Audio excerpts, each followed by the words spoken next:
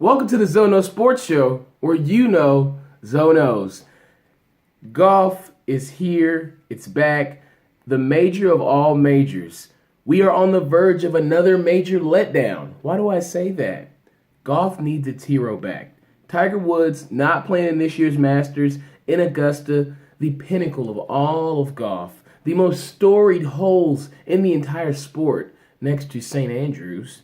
Now, golf needs a guy like Tiger Woods back. He can't go because his back is hurting. Now, speaking of backs, Dustin Johnson, the world number one, hurt his back falling on the stairs at a rental home. Now, they say he had on socks on wooden floors. I don't know if those were church socks or what. Those are very slippery and hazardous. Dustin Johnson, if you had on church socks, I say that you, sir, this is your fault. But if not, I mean, hey, things happen. People fall on those slick floors with a fresh coat of wax on them. Now, isn't it ironic that the sport's most legendary player, as well as the sport's current top number one, they both hurt their back? It just may not be a good year for golf starting out.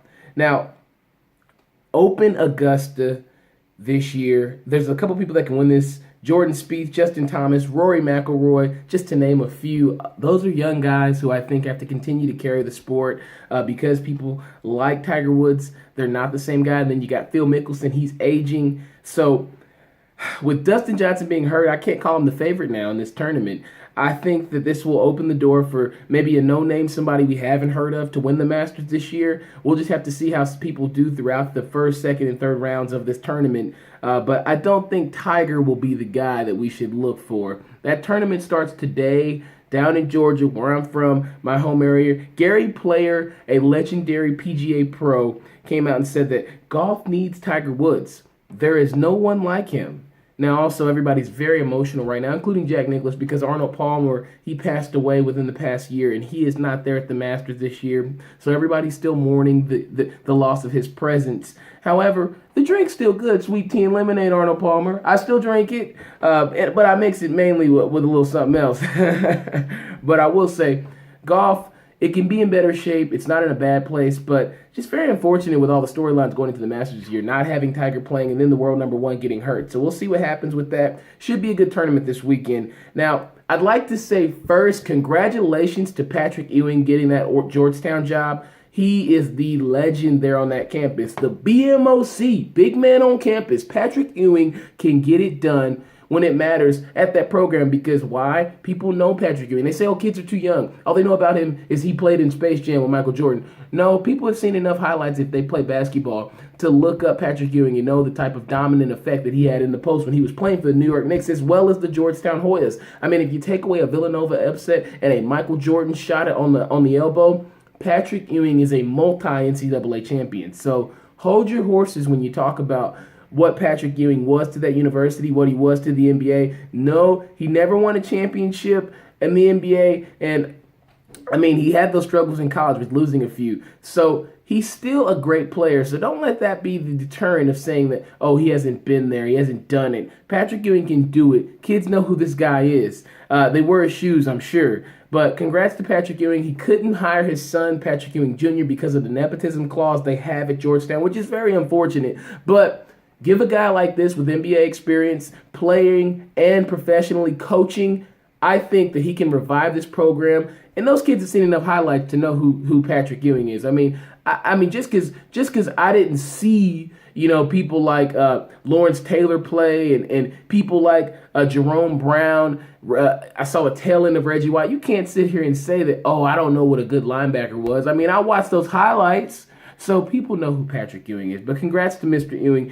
NBA-wise, Lakers beat the Spurs last night? How does that even happen? And why are people mad? Why are people tripping? Let the young guns shine. I mean, they already are tanking. So the fact they go out and win one game against a superior team, a team that's going to be right there at the end for the championship, right there at the Western Conference Finals, knocking at the door. Give the Lakers some credit for getting this done. Don't knock these young kids. They're still trying to grow. They need to experience some wins. You can't lose every game. So the NBA, I really hope they change and make a rule on this, because the fact that people are upset because the Lakers won a game, that's ridiculous. Like, yeah, I want the Lakers to be good, but I don't want them to just get busted every night. And I'm happy they could go out and beat a Kawhi Leonard on Wednesday night on hump day. Get to work, LA. Stay to work. I appreciate you young boys giving out, showing us effort. They want you to tank, but you keep balling, okay? But leave the Lakers alone. They need to win some games. Now, Russell Westbrook came up a rebound short of the record. He'll get it. Now, I've heard people say, oh, if he doesn't get it this season, it'll be a failure. He'll get the record. He plays hard every night. All he's got to go out there and do is just play. He's got 4 or 5 games left. He can get the record. He'll get it next game probably. Get off the man's back. He missed it by 1 rebound. Score 40. Had 10 assists. He'll get it. Chill out. Russell Westbrook's a superior athlete. Better than LeBron James. Better than KD. Better than... I'm not going to say that name. But Russell Westbrook has the sauce, and he'll pour it on the last couple games to make sure he quenches all of our thirst to see that triple-double historic performance done. Now, Cleveland last night, I must say, they look okay. They blew out Boston. St. Patrick's Day was last month. Cleveland ain't hearing none of that. LeBron James did his thing. He was powerful, played with force, played very mighty. That's what I wish he did every game. Maybe if he did that, maybe I'd have a different opinion. People wouldn't say my opinion is subjective. When I just look at what I see, LeBron, he coasts a lot of nights. There's some nights he comes out and gives you all he got, and then some nights he comes out and he's chilling, and he wants to chill in the third because he hopes they go up by 10 or 15. But, yeah, LeBron, I will say these Celtics...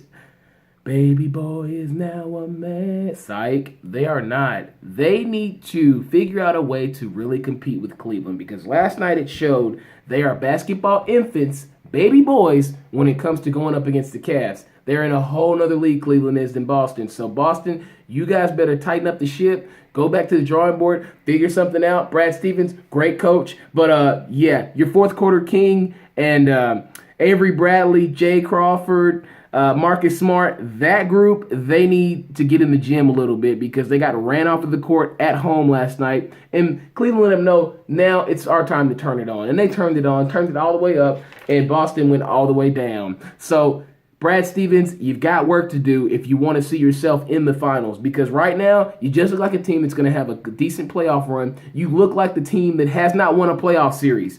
Fix it, coach. I'm waiting. In the back-to-back games, Adam Silver, we're getting bad play. Players are complaining. You got LeBron James wanting to sit out. You've got KD talking about it's okay to sit out. You got a whole bunch of guys in the NBA thinking it's cool to just chillax on nights that they should be balling for the fans that pay good money to come see them play. I paid a few years ago to see Kobe play. Yeah, he was hurt, but he didn't play, and I was upset. So how do you think I would have felt if Kobe Bryant said, oh, I don't feel like playing tonight because I just need some rest? So, Adam Silver, this better be done, concluded, wrapped up by next year. It's your job to end this back-to-back stuff. Switch it up. I don't need to see back-to-back games every week. Now, every now and then, maybe once a month, a back-to-back's okay, just to keep everybody on their toes, but not all the time, Adam Silver. Fix that. Now, NFL news. So, they say that if I don't talk, I'll be in trouble. So, I'm just here so I don't get fined. Yeah, that man's back. Marshawn Lynch is thinking about coming back to NFL football. Now, I told everybody he would do that. He retired, of course, but that's because he didn't like the organization in Seattle. He didn't like the fact that they didn't give him the ball on the goal line for 1 yard. He didn't like the fact that they didn't like his antics and didn't like his flavor, his swag, his joie de vivre. But you know what? Marshawn Lynch said, cool, I'll retire and I'll come back and play for the home team. Oakland should still get the hometown love from Marshawn Lynch. He went and visited the Raiders and said, hey, you guys need a running back? Right here. They call me Beast Mode for a reason. I still got the dreads. I'm still a big guy. Go ahead and sign me. I think that if Marshawn Lynch signs with the Oakland Raiders because he met with them yesterday, they will be immediate contenders. Mark my words. Oakland Raiders with Derek Carr, Amari Cooper, Michael Crabtree, you got Khalil Mack, you got Reggie, you got people all over the field. And then you add a Marshawn Lynch to that locker room. Oh my goodness, it's so scary. Tom Brady, I hope you're shaking in your boots and your avocado ice cream, sir. Now, substance abuse in the NFL is one thing I want to talk about today. Monte Ball came out and talked about how he had problems with alcoholism when he was in the NFL. Pain pills, there was a big story about the NFL did not package those and move those around correctly and violated a lot of federal laws with pain medication. And then you got Jerry Jones talking about the marijuana and saying that it could be helpful for players in the NFL. NFL, how about this? How about you guys get a bunch of healthcare professionals together and they let you know what is acceptable medication for the type of sport that you have your athletes playing. It's a dangerous sport, but you got to loosen up on a few of these, especially the marijuana issue. I mean, they've been talking about this for years. They've been legalizing it in multiple states. Guys, you're going to have people continue to abuse pain pills and continue to turn to alcohol if you don't loosen up on some other stuff, okay? And you don't give them other ways to get healthy. They're going to go through things that they just can't cope with because the culture in the NFL is if you're hurt, you're being soft. So how do we change that dynamic? How do we change that notion that reporting an injury is being soft? That's on you guys to come up with. I'm just Zono Sports. That's just me. Now, MLB-wise, the young guns to watch out this year, MVP juice they might have. I really like Francisco Lindor for the Indians, especially last night. Did you see him hit the ninth inning walk-off home? Well, excuse me, not a walk-off. They were the away team, but he hit a grand slam in the ninth inning that put him up after he made a mistake earlier. I like Lindor. He plays with a certain amount of exuberance. I really like that coming from a young guy.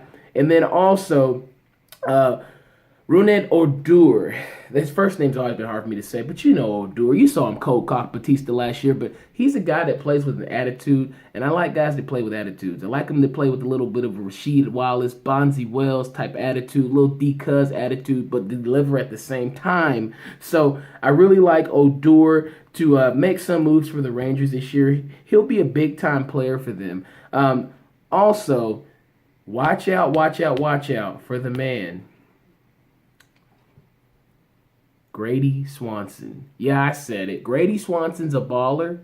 Got picked high. Vanderbilt kid. The Braves have the #1 farm system. Watch out for Grady Swanson. I'm telling you now. You heard it here first. Next show, we'll wrap up the weekend on next Tuesday. But until then, thank you for watching the Zono Sports Show. Always good to bring you guys some good juice talk. Always good. And we will talk next time. You have any comments, email, Instagram me at Zono Sports, email zonosports@gmail.com, any of that, just hit me up. So thank you for watching the Zono Sports Show, where you know Zonos.